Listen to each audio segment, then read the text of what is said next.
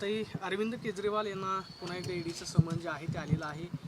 कालच्या बेल नंतर काल बेल नंतर परत अजून एकदा समन्स पाठवलं की तुम्ही चौकशीसाठी हजर राहा. कसं आहे, इलेक्शन आलेलं आहे, त्याच्यामुळे उन्हाळाही वाढत चालला आहे आणि त्याच्यामुळे आईस म्हणजे आम्हाला वाटलं होतं की सुडाचं राजकारण कुठेतरी थांबेल, पण ते काही थांबताना दिसत नाही आहे. अरविंद केजरीवालांना जाणून बुजून टार्गेट केलं जातं. शक्यता नाकारता येत नाही. एकतर कालच त्यांना रिलीफ मिळाला आहे. मी माननीय कोर्टांचे आभार मानते की आम आदमी पार्टीची भ्रष्टाचाराच्या विरोधात या देशात एक खूप मोठी लढाई त्यांनी उभी केली आणि अतिशय यशस्वी असे अरविंद केजरीवालजी ज्यांना दिल्लीच्या जनतेने त्यानंतर पंजाबमध्ये पक्ष वाढतो आहे. त्यामुळे देशामध्ये अनेक ठिकाणी आम आदमी पार्टी भ्रष्टाचाराच्या विरोधात लढते. त्या पार्टीच्या मुख्यमंत्र्यांना ज्या पद्धतीने नोटिसेस पाठवल्या जातात आणि त्यांना माननीय कोर्टाने रिलीफ दिलेला आहे, तरी हे सुडाचं राजकारण सुरू होतं आहे अशी एक साधारण समाजात सगळीकडे चर्चा ऐकायला मिळते. ताई आज बारामतीमध्ये चंद्रकांत पाटील महायुतीची समन्वय समितीची बैठक घेत आहेत की त्यांच्याच कार्यक्रमाला वाद जो आहे, गटामधलं जे मतमतांतर आहे ते मिटवा. विशेषतः इंदापूरमध्ये हर्षवर्धन पाटील विरुद्ध दत्तात्रय भरणे, दुसरीकडे पुरंदरमध्ये विजय शिवतारेंनी वेगळी भूमिका घेतलेली आहे. चंद्रकांत पाटील आता हा सगळा वाद मिटवणार आहेत आज ते बारामतीमध्ये. तो त्यांचा आघाडीचा युतीचा अंतर्गत प्रश्न आहे. ताई काल बिगुल वाजलेला आहे, तर तुमचा पक्ष म्हणून कशी कशी पुढचं नियोजन आणि कशी तयारी असेल? एकतर लोकसभा मी लढणार आहे हे आधीच माहिती होतं मला, त्याच्यामुळे आणि आम्ही काही म्हणजे मी पहिल्यांदा जेव्हा इलेक्शन लढले त्याही इलेक्शनची तयारी मी 2 वर्ष आधी केली होती. 2007पासून 2009पर्यंत मी बारामती लोकसभा मतदारसंघात तयारी केली होती आणि साधारणपणे कुठलाही कॅन्डिडेट ज्याला लढायची इच्छा असते तो काम आधीच सुरू करतो. कोणी काही इलेक्शन अनाऊन्समेंटची तारीख आणि वेळ बघत नाही. त्याच्यामुळे ज्याला इच्छा असेल आणि आमच्यासारखे लोक जे ऑलरेडी खासदार आहेत ते तर आम्ही 5 वर्ष लोकांच्यात असतो ना, त्याच्यामुळे इलेक्शन आहे त्या प्रोसेसचा एक भाग आहे. प्रश्न याच्यावर पण आहे की 7 फेजेसमध्ये इलेक्शन घेतलं जातं आहे. टीएमसी आणि काँग्रेसने ऑलरेडी याच्यावर प्रश्न उपस्थित केला आहे की ही पंतप्रधानांना फेलिसिटेट करण्यासाठी असं केलं गेलं इलेक्शन कमिशनकडून. तुम्हाला ठीक आहे, अनेक असे निर्णय, पण आता अनाऊन्समेंट झाली आहे ना. आणि मला असं वाटतं सगळ्यात मोठं आव्हान आज किंवा ज्याचं उत्तर या देशाला अपेक्षित आहे तो इलेक्टोरल बॉन्ड्स आहे. म्हणजे आज वर्तमानपत्रात तुम्ही वाचलं तर इलेक्टोरल बॉन्ड्स हा एक मोठा भ्रष्टाचार आहे असे अनेक लेख वर्तमानपत्र, चॅनल्स आणि सोशल मीडियावर फिरताना बघतायत. आणि मी माननीय सुप्रीम कोर्टाचे मनपूर्वक आभार मानते की इलेक्टोरल बॉन्ड्समध्ये नक्की काय झालं. क्विट प्रो को हा शब्द सुप्रीम कोर्टाच्या ऑर्डरमध्ये आहे. तर भ्रष्टाचार झाला असेल तर यार देशाला उत्तर दिलं पाहिजे आणि त्याचा एक व्हाईट पेपर केंद्र सरकारने काढला पाहिजे की इलेक्टोरल बॉन्ड्सचं नक्की काय झालं, कोणी ते विकत घेतले, कुणाला कुठले कॉन्ट्रॅक्ट्स मिळाले आणि कुठल्या पक्षाला इलेक्टोरल बॉन्ड्स मिळाले, ह्याचा पूर्णपणे एक श्वेतपत्रिका केंद्र सरकारने अर्जंटली काढली पाहिजे. कारण त्याच्यात सगळे जे इन्फ्रास्ट्रक्चर प्रोजेक्ट्स, गॅमलिंग अशीच नावं, म्हणजे ज्या कंपनीजवर ईडी आणि CBIची रेड झाली आहे त्यानंतर त्यांनी हे इलेक्टोरल बॉन्ड्स घेतलेत. मग हा भ्रष्टाचार आहे, हे ब्लॅकमेल आहे, नक्की काय? आणि गॅमलिंग म्हणजे जुगार खेळणाऱ्या कंपनीजनी एवढे जर इलेक्टोरल बॉन्ड्स विकत घेतलेत हजारो कोटी रुपयाचे, हे मी म्हणत नाही आहे, मी वर्तमानपत्रात जे वाचलं तेच तुम्हाला सांगते. त्याच्यामुळे जरी मी एक लोकप्रतिनिधी असले तरी मी नागरिक पण आहे ना, आणि मलाही कळलं पाहिजे की जुगार किंवा गॅमलिंग करणाऱ्या कंपन्या एवढे निधी जर देणार असतील, हजारो करोड रुपयाचे इलेक्टोरल बॉन्ड्स, मग हे कुणाला दिले आणि हे चुकीचं नाही आहे. त्यामुळे ह्याची श्वेतपत्रिका तातडीने सरकारनी, केंद्र सरकारनी काढली पाहिजे, ही माझी मागणी आहे. ताई काल बारामतीत परवा दिवशी अजितदादांनी 10 सभा घेतल्या, काहीतरी दिवसभर फिरत होते आणि मी बोलताना काही ठिकाणी तुमची मिमिक्री करून दाखवली. तुम्ही कसं रे? मी तुम्हाला खरं सांगू, मी काय फारसं रिॲक्ट करत नाही या गोष्टींवर. याचं कारण असं की बारामती लोकसभा मतदारसंघात सगळ्यात मोठं आव्हान आज पाणी आहे. दुष्काळाची परिस्थिती अतिशय गंभीर आहे. तुम्ही जर गेला तर नाझरे चं धरण बघा, उजनीचं धरण बघा. नाजण्याच्या धरणात तर मला दुःख वाटतं तुम्हाला सांगताना. माझी पुरी गाडी ते धरण फिरून आली. इतकं म्हणजे एक थेंब पाणी तिथे नाही, अशी अतिशय गंभीर पाण्याची परिस्थिती आहे. शेतकरी अडचणीत आलेला आहे. चारा छावण्यांची अर्जंटली गरज आहे. त्यामुळे खूप गंभीर आव्हानं बारामती लोकसभा मतदारसंघात समोर आहे आणि मी तिथली लोकप्रतिनिधी आहे आणि तिथल्या लोकांच्या वेदना आणि त्या लोकांचं दुःख आणि त्यांच्यासमोर असलेली आव्हानं याच्यासाठी मी लोकप्रतिनिधी म्हणून निवडून जाते. मात्र ताई, महायुतीचं जागा वाटप अजूनही होत नाही. सारखं वारंवार दिल्लीत जावं लागतं. आज किंवा उद्या परत एकदा अजित पवार असतील, देवेंद्र फडणवीस दिल्लीला जात आहेत, अमित शहासोबत बैठक होणार आहे. वरून आदेश आल्याशिवाय यांचं काही होत नाही का? कारण एवढे सगळे प्रश्न आहेत, तुम्ही असं म्हणतात की या प्रश्नांकडे लक्ष द्यायला हवं किंवा आता आचारसंहिता लागलेली आहे, निवडणुकांची तयारी सुरू आहे, मात्र दिल्लीशिवाय काय पान हलत दिसत नाही असं दिसतं. हे असंवेदनशील सरकार आहे, हे तर मी सातत्याने बोलते. आणि केंद्र सरकार हे महाराष्ट्राचा द्वेषच करतं असं दिसतंय. कारण महाराष्ट्राचं महत्त्व देशाच्या राजकारणात आणि समाजकारणात व्हावं हाच तर केंद्राचा डाव आहे आपल्या विरोधात. आणि त्यातला डेटा मी उगाच आरोप करत नाही, पण ज्या पद्धतीने मला सांगा, कांद्याचा निर्यात उठवण्यासाठी किती वेळा कोण दिल्लीला गेलं ह्या राज्यातून. दुधाचे भाव कमी केलेत इथे, पण ते इलेक्शनच्या तोंडावर.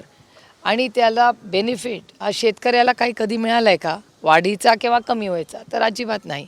सोयाबीन असेल, शेतीचा कुठलाही हमी भाव, डबलिंग ऑफ फार्मर्स इन्कम या देशात झाले का? कोणी त्याचा डेटा पाहिला आहे का?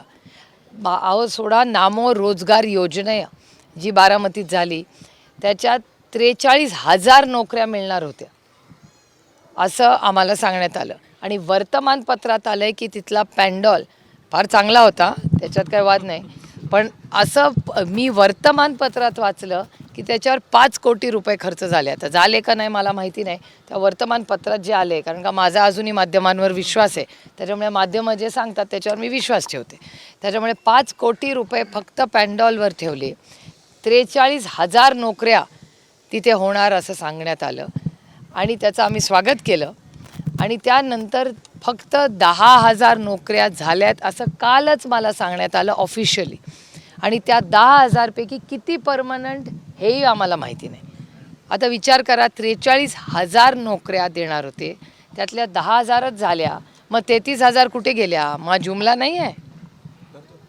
आणि मग खर्च कशासाठी, एवढा कार्यक्रम कशासाठी? आणि 10,000 पैकी परमनंट किती हाही डेटा बाहेर आलेला नाही. त्याच्यामुळे तो रोजगार मेळावा कुणासाठी केला?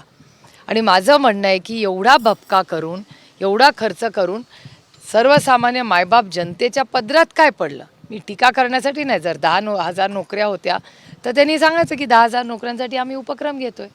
आणि ते अप्रेंटिसशिप, माझं म्हणणं आहे खरं कधीतरी बोलावं.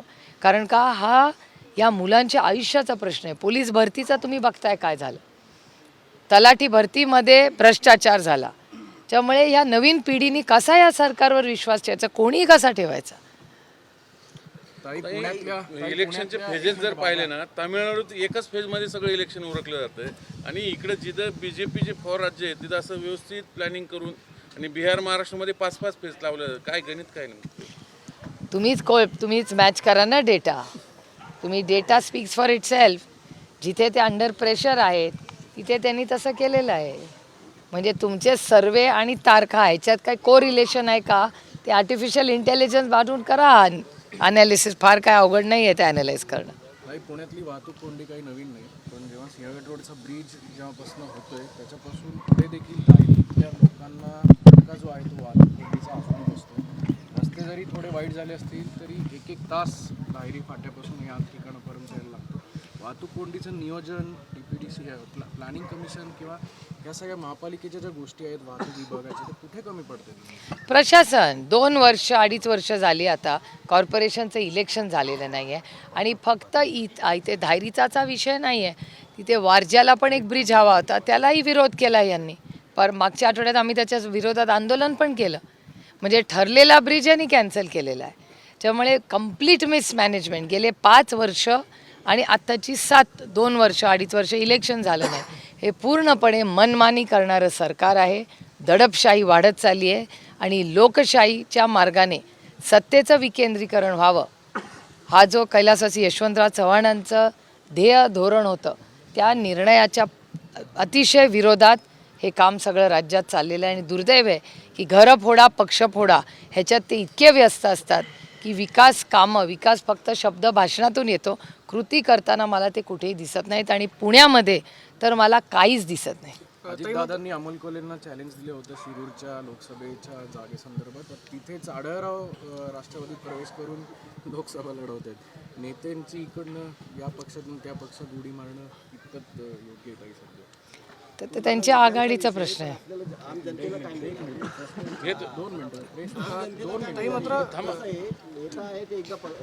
हो काका 2 मिनिटं ऐका ना. BSK विश्व आमचं हो द्या, तुमचं निवांत आहे. तुम्हाला वेगळा सगळं महायुतीमध्ये वेगळा जनसंवाद आहे तुमचा. ऐका ना जर प्लीज. बरोबर शिवसेना या दोन पक्षांना मिळून जवळपास 15 जागा मिळतील असं सांगितलं जातंय. राष्ट्रवादी काँग्रेस पक्ष आता इलेक्शन कमिशन अजितदादांकडे दिलेला आहे, त्या पक्षाला 4च जागा मिळतील असं सांगितलं जातंय. मला याची माहिती नाही, तो त्यांच्या युतीचा अंतर्गत प्रश्न आहे. मात्र महत्त्व कमी करण्याचा प्रयत्न झाला अजितदादांचा या सगळ्या. मला हा प्रश्न तुम्हाला त्यांच्या कारण का त्यांना किती सीट मिळणार आहेत आणि काय मिळणार आहेत ह्याची माहिती माझ्याकडे नाही. आणि दुसरे के घर में झाकने का मुझे शौक भी नहीं है. महाविकास आघाडीतल्या जागा वाटपाचा तिढा सुटलाय का किंवा याचं संपूर्ण कालच मला वाटतं काल माझी अगदी थोडा वेळ सगळ्यांची काल भेट झाली, पण त्या सगळ्या नेगोसिएशन चर्चेमध्ये मी स्वतः नाही आहे.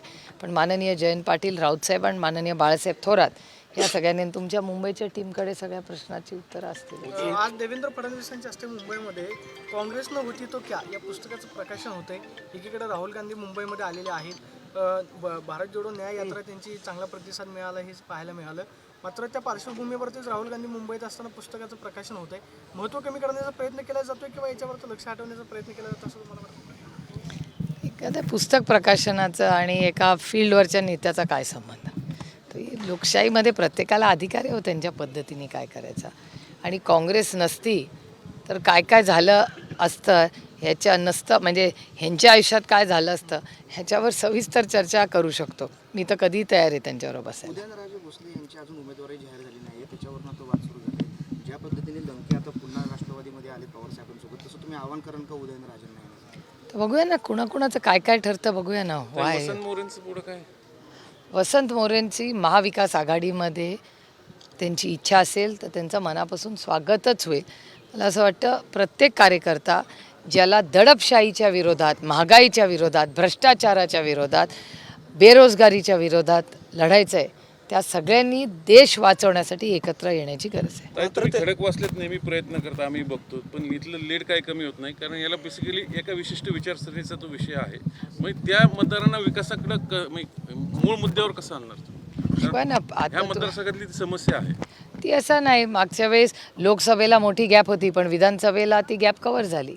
त्याच्यामुळे प्रयत्नाती परमेश्वर, आपण प्रयत्न करत राहायचे. आणि लोकशाही आहे, लोकशाहीमध्ये प्रत्येकाने आपला प्रयत्न करायलाच पाहिजे ना. विजय बाबू उभे राहिले तर सुप्रियाताईंचा फायदा होईल असं दिसतंय. म्हणजे स्वतः शरद पवार सुद्धा असं म्हणाले की जर त्यांच्या उमेदवाराला पडणारं मतदान जर कदाचित आम्हाला पडणार नसेल तर आम्हाला आनंदच आहे.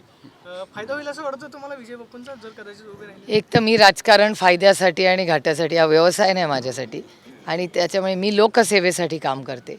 आणि पार्लमेंटमध्ये ह्या भागातले प्रश्न आणि राज्याचे आणि देशाच्या प्रश्नांवर चर्चा करण्यासाठी आणि देशात केंद्र सरकारने केलेले जे कार्यक्रम आहेत ते महाराष्ट्रात आणि बारामती लोकसभा मतदारसंघात गाववाडीवर पोचवण्यासाठी मी इलेक्शन लढते.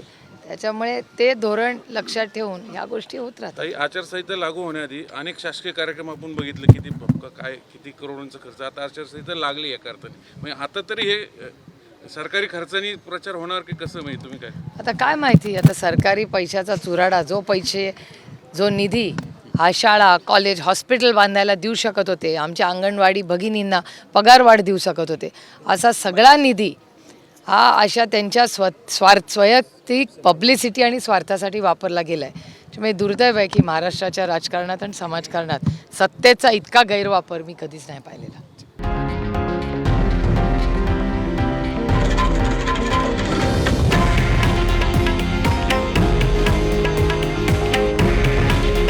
हे आहे देशातील नंबर 1 न्यूज नेटवर्क आणि आपण पाहत आहात TV9 मराठी.